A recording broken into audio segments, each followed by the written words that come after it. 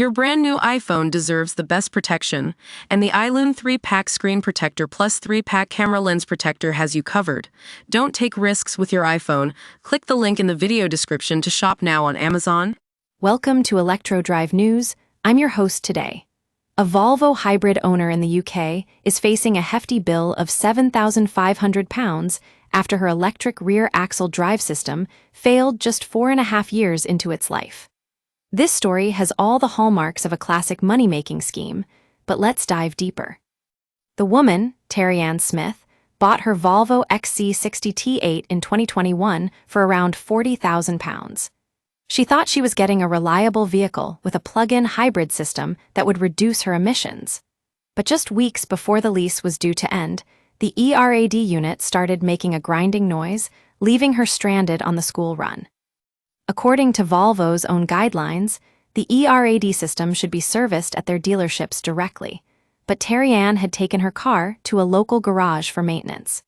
This meant that when she took it back to a Volvo dealership for repairs, they told her the issue was not covered under warranty because she hadn't used their service. But what's even more astonishing is that this is not an isolated incident.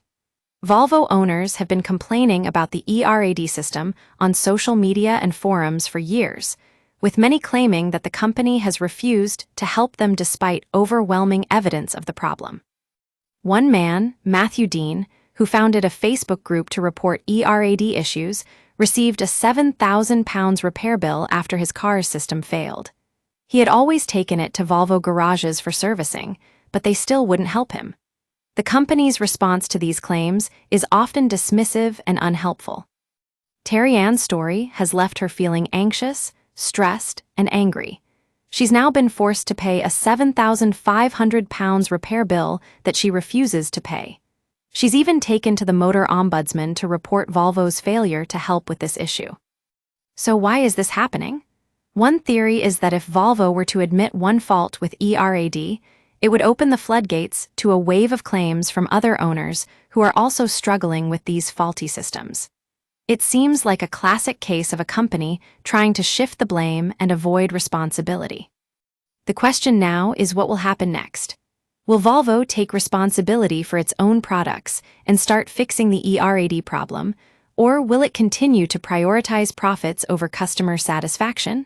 Only time will tell. That's all for today's episode of Electro Drive News.